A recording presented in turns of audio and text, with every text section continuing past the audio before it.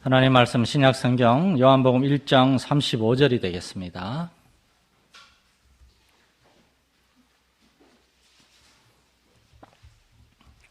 요한복음 1장 35절에서 39절까지 우리 함께 보시겠습니다.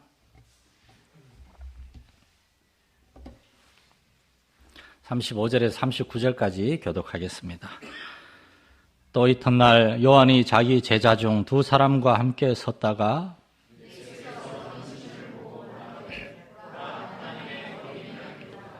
두 제자가 그의 말을 듣고 예수를 따르거늘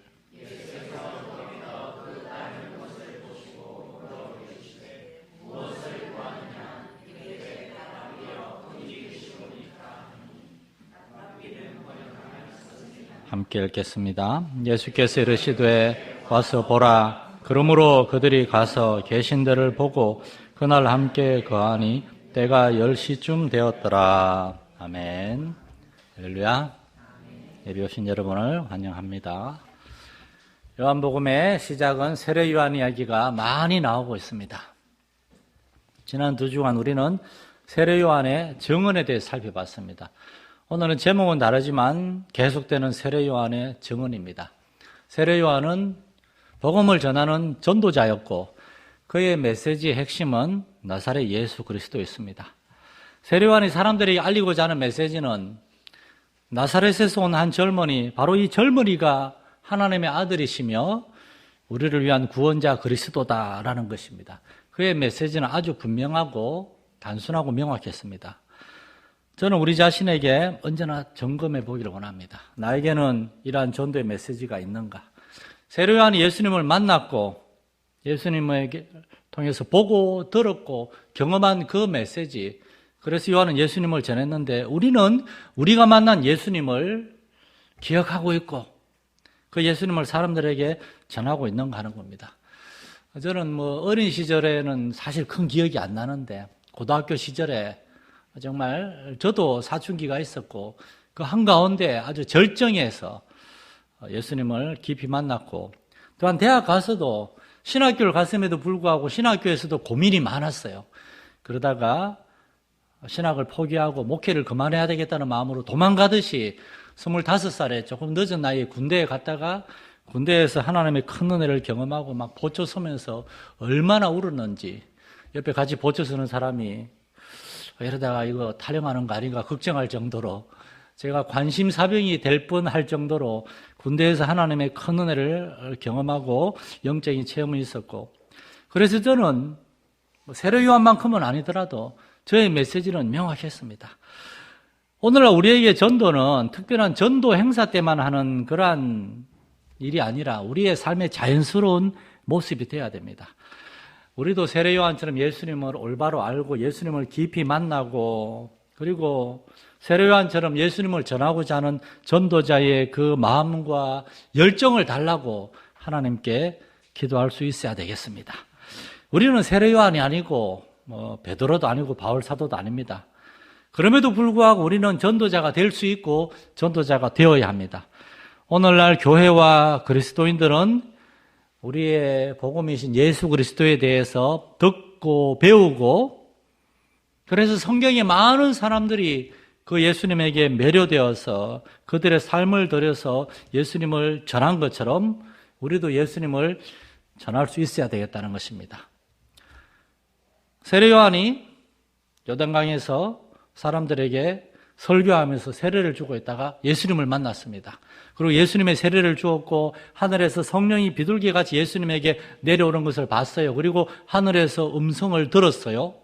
그 후로 세례 요한의 삶이 정말 나사렛 예수 그리스도, 이 말 안에 모든 것이 들어있어요. 나사렛 예수가 우리의 그리스도 하나님의 아들이시다는 것을 증거하는 대로 그의 삶이 완전히 바뀐 것처럼 오늘날 우리의 삶의 목적도 분명해야 됩니다. 오늘날 예수를 믿는 사람들이 예수를 믿는 것인지 그냥 교회에 그냥 갔다가 오는 것인지 두려울 때가 많았습니다. 기독교는 종교가 아닙니다. 엄밀히 말하면 기독교는 종교일 수 있어요. 그러나 유일한 참 종교입니다. 만약 기독교가 사람들의 어떤 필요를 채워주고 간지러운 데를 긁어주는 그 정도의 종교라면 기독교는 종교가 아니지만, 기독교가 살아계신 하나님에 대해서 가르쳐주는 유일한 그러한 종교라는 의미에서 기독교는 참 종교고 유일한 종교입니다. 교회만 갔다가 오는 것이 아니라 교회 생활, 기독교의 하나 문화, 관습에 습관적으로 젖어서 그냥 별 생각 없이 살아가는 그러한 삶이 아니라, 기독교는 날마다 자기 안에서 신앙의 개혁과 영적인 각성이, 깨달음이 있어야 됩니다. 내가 지금 하나님 앞에서 올바로 살아가고 있는가? 나는 손에 쟁기를 잡고 분명히 앞을 향하여 나아가고 있는가? 뒤를 돌아보고 혹시는 내 손에 쟁기를 내던지고 엉뚱한 곳을 향하여 가고 있지는 않는가? 몸은 일주일에 한 번씩 교회 왔다 갔다 하는데 내 마음에는, 내 삶의 중심에는 이 땅에 오신 하나님의 아들 예수 그리스도가 없지는 않는가? 우린 점검하고 또 점검해야 됩니다. 우리의 마음을 속상하게 하고 힘들게 하는 많은 것들, 그것들이 과연 가장 중요한 본질적인 것인지, 하나님과 주 예수 그리스도와의 올바른 관계에 대한 것인지, 아니면 다른 것인지를 생각해 봐야 돼요. 다른 것 때문에 우리가 속상하고 힘들어하면은, 여러분 미안하지만 문제는 우리에게 있는 겁니다. 내가 정말 하나님을 온전히 영화롭게 하고 있는가? 나의 말과 행동, 나의 삶에서 예수 그리스도를 증거하고 있는가? 나는 날마다 십자가를 지고 예수 그리스도를 따라가고 있는가? 그것이 우리의 고민이 돼야 되는데, 그거 말고 다른 너무나 부수적이고 인간적이고 그런 것들이 많습니다. 하나님과 우리 사이를 온전히 복음, 예수 그리스도를 통해서 하나님이 우리에게 주신 생명의 복음, 그것이 가장 중요하게 자리할 수 있는 여러분 되시기를 축원합니다. 오늘 본문 35절에 보면 또 이튿날 예수님에게 세례를 주고 난 다음에 요한이 이튿날 제자들과 함께 길을 가는데 서 있었습니다. 요한이 자기 제자 중 두 사람과 함께 섰다가 예수께서 건의심을 보고 세례 요한에게도 제자가 있었습니다. 이 두 명 중에 한 명은 우리가 읽지는 않았지만 40절에 보면 시몬 베드로 형제 안드레라 그래요. 안드레. 처음에는 안드레는 예수님의 제자였어요. 예수님은 아직 제자들이 없었어요. 안드레는 아직 예수님의 제자가 아니고 세례 요한의 제자였어요. 그리고 이름을 알 수 없는 다른 한 명도 세례 요한의 제자였어요. 이들이 세례 요한을 따르고 있는데 36절에 보면 예수께서 건의심을 세례 요한이 보았고 제자들이 봤어요. 그런데 세례 요한이 갑자기 말하기를 보라 하나님의 어린 양이로다 그렇게 말했습니다. 이 상황이 어떤 상황이고 이 요한의 이야기는 도대체 무슨 뜻인지 오늘 잠깐 살펴보려고 합니다. 첫 번째는 예수님은 세례를 받으신 이후에 적극적으로 다니면서 복음을 전하고 있었다는 겁니다. 36절에 예수님이 건의심을 보고, 이 말은 예수님이 그냥 아무 목적 없이 왔다 갔다 하고 있었다는 것이 아닙니다. 다른 복음서에 보면 예수님은 세례 받으신 후에 그 다음에 광야에서 40일 시험을 받으시고 그 이후에 적극적으로 복음을 전했어요. 예수님은 복음을 전하는 삶을 살았습니다. 예수님의 복음에 메시지가 있습니다. 때가 찼고 하나님의 나라가 가까이 왔으니 회개하고 복음을 믿어라. 그렇게 예수님이 다니시면서 복음을 전하는 것을 세례 요한과 제자들이 봤다는 겁니다. 그리고 세례 요한과 제자들은 예수님이 전한 메시지를 생각했을 것입니다. 때가 찼고 하나님의 나라가 가까이 왔으니 회개하고 복음을 믿어라. 유대인들은 하나님 믿는 사람들인데 왜 그들은 또 회개하고 또 하나님을 다시 믿어야만 하는 걸까요? 그 대답은 유대인들이 비록 하나님의 특별한 선택을 받은 민족이지만, 그러나 예수님 당시에 유대인들은 이미 하나님을 떠나 있는, 그래서 다시금 회개하고 다시금 하나님의 복음을 올바로 듣고 믿어야 되는 그러한 이방인과 똑같은 사람들이 됐다는 겁니다. 오늘날도 그렇습니다, 여러분. 제가 말레이시아 오래 있었는데 말레이시아 사람들 중에 이슬람 신자들하고 얘기하다 보니까 그 사람이 좀 친해지면 그러는 거예요. 솔직히 말하면 나 이슬람 신자 아닙니다. 우리 아버지, 할아버지, 조상들이 다 이슬람교를 믿으니까 우리 집안이 이슬람교를 믿어왔고 이 나라가 이슬람교를 국교로 하고 있기 때문에 나도 내 종교가 이슬람교라고 하지만 나는 이슬람교 안 믿어요. 나는 술도 마시고 싶고 담배도 피우고 싶고 나는 쾌락도 좋아하고 난 이슬람교 안 믿습니다. 알라신 안 믿습니다. 그렇게 말하는 사람들이 있어요. 그런데 여러분, 정반대로 교회는 어떻습니까? 오늘날 교회와 기독교 안에도 이럴 수가 있습니다. 우리가 하나님을 믿는다 말하고 교회에 다니고, 그런데 많은 사람들의 마음속에 정말 하나님에 대한 올바른 믿음, 하나님의 말씀에 기초한 살아있는 믿음, 그리고 그 믿음이 그 사람의 지금 살아가는 삶의 방식을 바꾸고 미래를 바라보는 관점을 바꾸고, 그래서 하나님의 나라를 추구하며 이 땅에 발을 디디고 살아가지만 하나님의 나라의 백성으로서 삶을 살아가는 사람들이 있는가 하면은 그렇지 않은 사람들도 있습니다. 예수님을 믿는다고 하지만 하나님의 나라에 대한 믿음도 없고, 하나님 나라에 대한 소망도 없고, 하나님 나라의 삶의 방식도 따라 살지 않고 죄인들과 똑같이 그러한 방식을 따라가고 악인들의 삶의 길을 따라가고 오만한 사람들의 그러한 높은 자리와 명예를 나도 좋아하고 그렇게 살아가는 사람들도 있을 수 있다는 겁니다. 그러한 사람들에게는 오늘 예수님의 메시지가 다시 필요합니다. 때가 찼고 하나님의 나라가 가까이 왔으니 회개하고 복음을 믿으라. 이게 바로 복음입니다.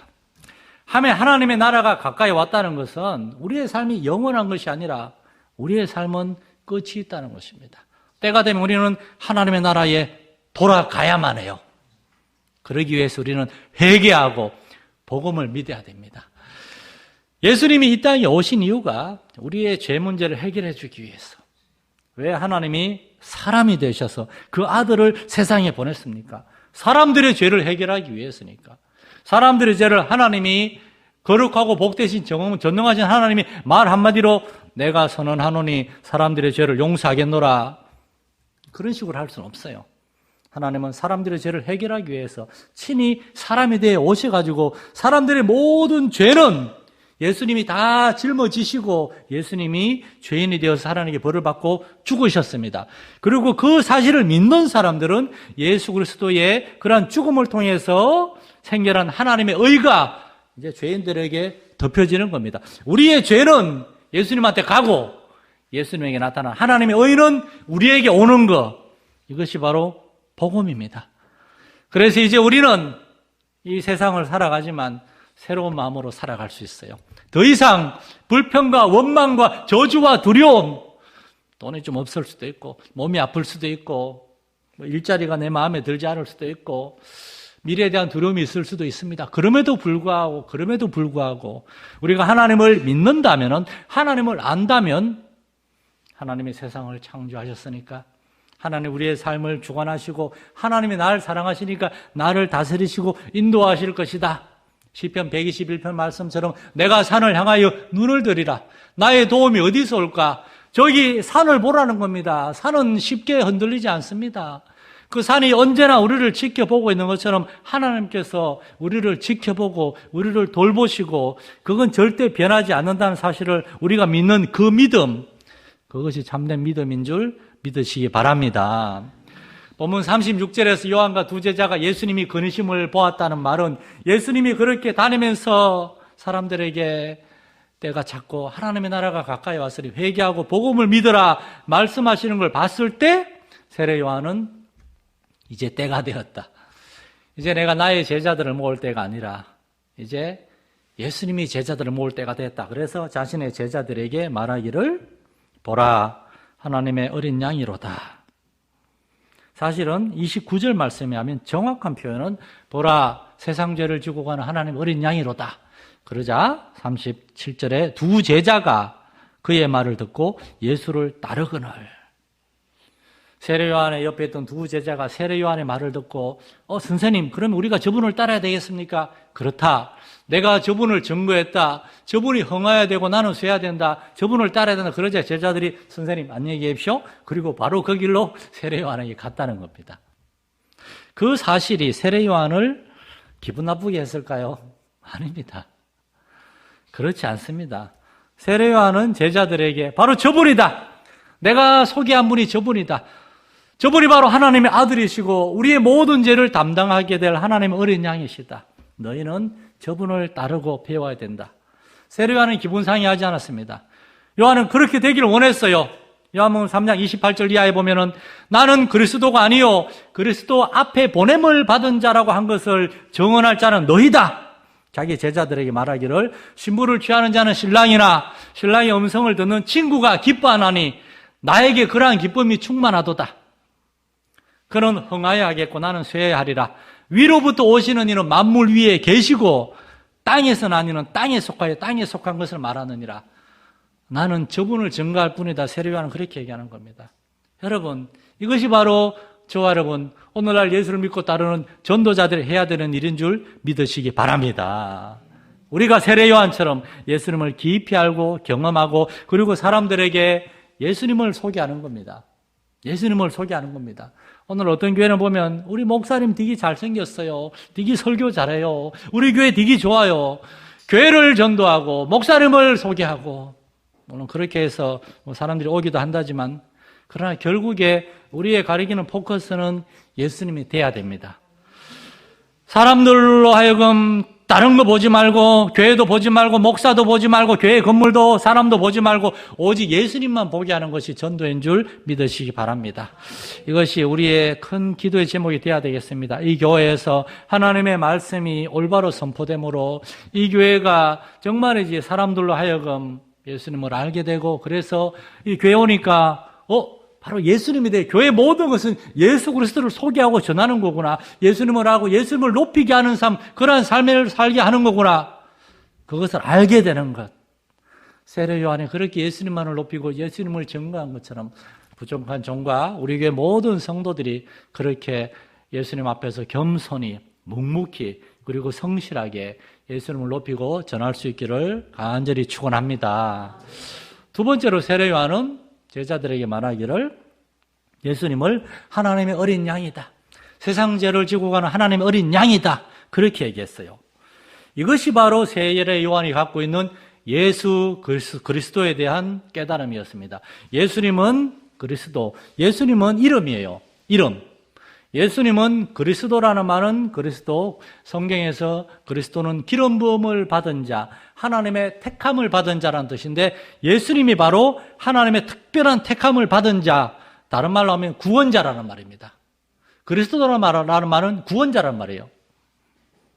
그런데 세례 요한은 그 구원자가 오셔서 하는 일은 뭔가 하면은 세상의 모든 죄를 지고 가는 하나님의 어린 양이 되는 게 바로 그리스도가 하는 거다.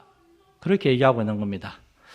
여러분, 세례 요한이 지금 이 얘기를 하고 있는 이때는 예수님이 아직 제자들을 모으지도 않았고 그 제자들에게 내가 나중에 예루살렘에 올라가서 이방인들에게 넘겨져서 죽임을 당할 것이라는 십자가의 그 대속의 메시지를 가르치기도 전이었어요. 그런데 그 전에 세례 요한은 이미 예수님의 십자가의 복음에 대해서 알고 있고 그것을 전하고 있다는 겁니다. 어떤 학자들 중에는 재미있는 학설을 얘기하는 분도 있더라고요. 예수님이 세례 요한에게 세례를 받으신 후에 사실은 세례 요한의 제자가 되어가지고 한 6개월 정도 세례 요한을 따라다니면서 세례 요한에게 배웠다라고 하더라고요. 그래서 세례 요한이 예수님이 충분히 준비가 됐다. 그리고 이제 자신의 제자들을 예수님에게 보내고 그리고 세례 요한은 헤로당에 잡혀갔다. 그렇게 주장하는 제자들이 있습니다. 그래서 예수님의 12제자들 대부분과 예수님의 나중에 그 70인 제자들 대부분은 원래 세례 요한의 제자들이었는데 예수님에게 이렇게 제자들로 흡수된 것이다라고 하는 학설을 얘기하는 사람도 있는데 참 재미있고 신박한 이야기지만 그러나 이 주장에 대해 성경은 전혀 지지하지 않고 있습니다. 먼저 요한은 예수님을 자신의 제자로 둘 만큼 그렇게 담대한 사람은 아니었습니다. 그는 복음을 전하는 데는 담대한 사람이었으나 예수 그리스도 앞에서는 정말 예수님한테 세례를 줘야 된다는 사실만으로도 너무나 두려워하고 거절했을 정도로 겸손한 사람이었습니다. 그리고 요한이 잡혀갈 때 그때 예수님은 이미 요한과 따로 있었어요. 세례 요한이 잡혀간 다음에 예수님이 독립했다. 그런 주장은 말이 안 됩니다. 세례 요한은 요한대로, 예수님은 예수님대로 제자들이 있었어요. 세례 요한이 예수님하고 잠깐 대화를 나누었을 수도 있겠지만은 함께 다니면서 세례 요한이 예수님에게 무언가 가르쳐주거나 또한 예수님이 세례 요한에 무언가 이야기했거나 그런 건 우리가 상상할 수가 없습니다. 그렇다면은 요한의 이 통찰력 있는 메시지는 어디에서 온 것일까요? 그것은 요한이 광야에서 하나님의 말씀을 읽고 연구하고 기도하면서 그가 하나님의 말씀을 통해서 깨달은 진리라는 겁니다. 구약 성경을 올바른 유대인들의 그러한 선입견이 없이 읽으면은 구약 성경에 이미 그 모든 메시지가 다 나와 있어요. 세례 요한이 가장 많이 인용한 구약 성경의 선지자는 이사야입니다. 이사야 51장, 52장, 53장이 전부 다 우리에게 오실 하나님의 종은 고난받는 종이라고 그렇게 얘기하고 있습니다. 세례 요한은 다른 유대인들과 달리 우리에게 오실 하나님의 아들이 계시고 그 아들은 우리의 죄를 짊어지고 고난을 당하실 분이시다. 그게 십자가인지는 몰랐을 거예요, 아마. 그러나 우리의 죄를 짊어지실 하나님의 어린 양이 되실 것이다. 세례 요한은 이사야 53장에 도살장에 끌려가는 어린 양과 같이 잠잠히 무기력하게 끌려가게 되는 그 하나님의 어린 양에 대해서 알고 있었다는 것입니다. 여러분, 하나님의 말씀 안에 모든 진리가 있는 줄 믿으시기 바랍니다.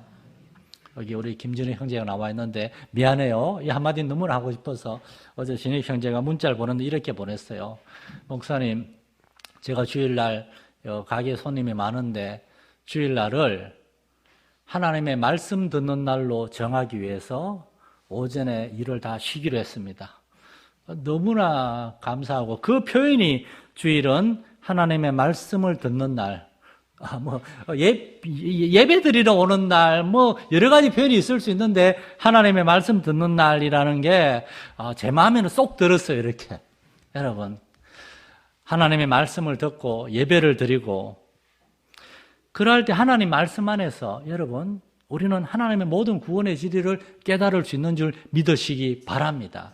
그래서 교회가 해야 될 일은, 지금 얼핏 보니까 저기 잠옷실에 어제 우리 바자회 때 왔던 어린이 2명이 와 있는 것 같네요. 네. 여기서 왔다가 아마 동원 아파트에 사는 것 같은데 정말 동원 아파트에 성길이 성찰이에 말도 안 듣고 어제도 그 앞에 있는데 아빠 어디 가고 성길이 아빠가 이제 거의 거동을 못 하셔서 아이들이 많이 해줘야 되는 것 같아요. 어쩌거나 새로운 아이들이 2명이 왔어요. 얼마나 감사합니까? 여러분, 우리가 사람들을 교회 인도해서 예배자리 인도해서 하나님의 말씀을 듣게 하는 이유가 뭡니까? 하나님은 하나님의 말씀을 통해서 저와 여러분에게 말씀하기 때문입니다. 바울 사도에 의하면은 로마서 8장 31절부터 이렇게 얘기하고 있습니다. 그런즉 이 일에 대하여 우리가 무슨 말 하리요? 만일 하나님이 우리를 위하시면 누가 우리를 대적하리요? 자기 아들을 아끼지 아니하시고 모든 사람을 위하여 내주시니가 어찌 그 아들과 함께 모든 것을 우리에게 주시지 아니하겠느냐. 여기서 바울이 얘기하고 있는 진리는 뭡니까? 하나님의 아들은 세상에 와서 하나님의 아들이다, 나에게 영광을 돌려라, 하나님의 영광을 취하는 자가 아니라 하나님이 그 아들을 우리를 위해 줬다는 겁니다. 하나님의 아들이 우리를 위해 이 땅에 오셔서 죽으셨다는 거예요. 가장 낮은 자리에서 종이 되어셔서 죄인이 되셔서 십자가에 죽으셨다는 겁니다. 왜냐? 우리가 죄인이기 때문에. 특별히 8장 이 32절 말씀에서 사도는 이렇게 얘기합니다. 자기 아들을 아끼지 아니하시고, 이 구절이 자기 아들 아끼지 아니하시고, 영어 성경에는 어떻게 됐는가 하면 He gave him up for us all이라고 되어 있어요. 여기에 중요한 영어 단어가 하나 나옵니다. give up. 기브업이 뭡니까? 포기한다는 거예요. 나 기브업 포기합니다. 하나님은 우리를 위해서 그를 포기했다는 겁니다. 하나님은 죄인들을 위해서 하나님의 아들을 포기했어요. 죄인들의 죄 문제를 해결하기 위해서 하나님의 아들을, 다른 사람도 아니고 하나님의 아들을 버리기로 작정한 겁니다. 그리고 하나님이 그 아들을 버리시고 저와 여러분을 선택하셨습니다. 세례 요한이 이것을 알고 있었어요.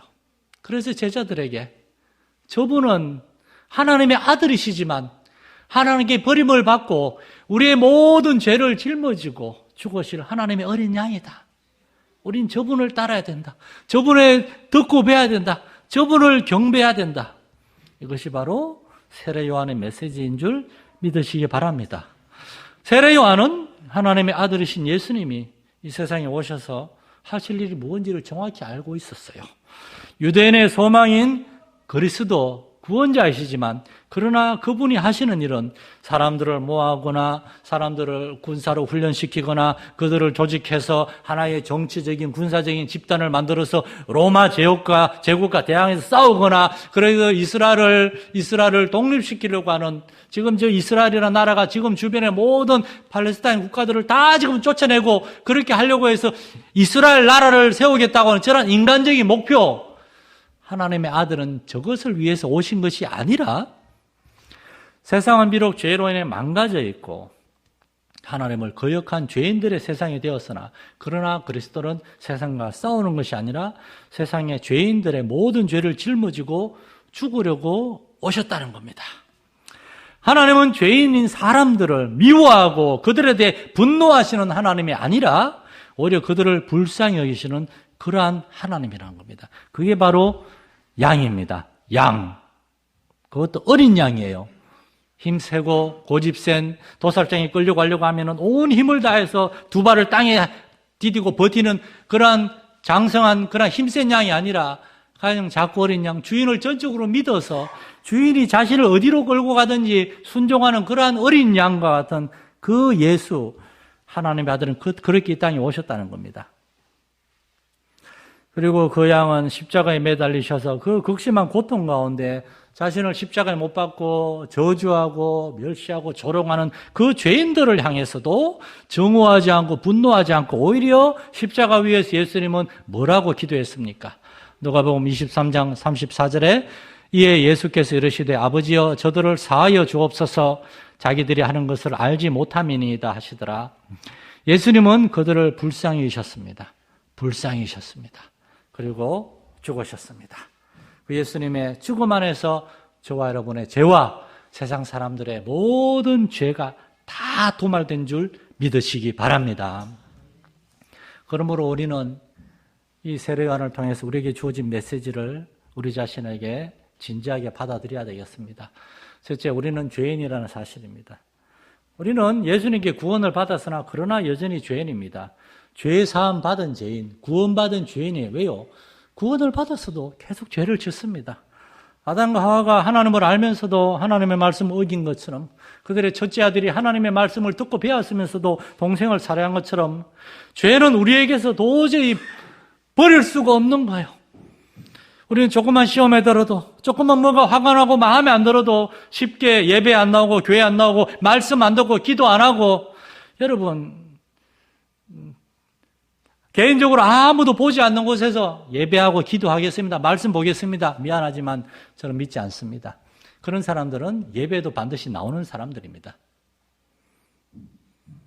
저 자신을 보아도 항상 기뻐하지 않을 때가 많고 늘 불평과 불만, 원망 속에 살아갈 때가 많고 그리고 모든 일들에 대해서 하나님께 감사하라고 했는데 범사에 감사하지 못하고 그리고 쉬지 않고 깨어서 기도하라고 그랬는데 그러하지 못할 때가 많은 저도 죄인입니다. 죄인들은 자신들의 죄를 깨닫지 못하고 자신들이 하나님의 마음을 아프게 하고 있다는 것을 깨닫지 못합니다. 우리가 그러한 삶을 살아가는 죄인이라는 사실을 여러분 깨닫고 하나님 앞에서 나의 죄를 지고 가신 어린 양 되신 예수 그리스도 앞에서 언제나 우리의 죄를 인하여 영적으로 기도하며 싸울 수 있기를 축원합니다. 두 번째로 그리고 하나님은 반드시 우리를 용서하시고 받아주시는 하나님인 줄 믿으시기 바랍니다. 저 바깥에 아이들이 지금 잠옷에서 난리를 치고 있지만 그래도 우리는 다 용서하고 사랑해 주야 하듯이 하나님도 연약하고 그러한 우리를 끝까지 받아주세요. 그걸 위해서 하나님의 아들을 버리신 겁니다. 그냥 사람이 아니라 죄가 없으신 하나님의 아들이 어린 양이 되어서 죽으셨고 그 예수님 안에서 우리의 과거의 죄뿐만 아니라 지금의 죄와 앞으로의 모든 죄와 허물과 연약함까지도 예수님은 다 담당하실 수 있고 우리를 용서하실 수가 있습니다. 하나님의 어린 양 되신 그 예수 그리스도를 마음에 모시고 우리도 세례 요한처럼 이 예수님을 전하고 나누기 위하여 기도하고 헌신할 수 있는 저와 여러분 될 수 있기를 축원합니다. 하나님 아버지, 세례 요한은 그 예수님을 보면서 마음이 얼마나 감격스럽고 뜨거웠을까요? 바로 저분, 하나님의 아들이 이 땅에 오셨습니다. 바로 저분입니다. 저분이 우리의 모든 죄를 짊어지고 십자가에 정말 모든 죄를 짊어지고 죽으실 것입니다. 세례 요한은 그 사실 누나에 너무나 감격하면서 제자들 예수님에게 소개했고 보냈을 것입니다. 오늘날 우리가 우리의 죄를 다 짊어지신 예수 그리스도를 인하여 하나님께 구원받았고 돌아왔사오니 이제 우리의 삶은 예수 그리스도를 따르는 삶이 되게 하시고 우리도 세례 요한처럼 예수 그리스도를 전하고 나누는 삶이 되게 하여 주옵소서. 이러한 은혜를 주시고 능력을 다하여 주옵소서. 우리 주 예수님의 이름으로 기도드립니다. 아멘.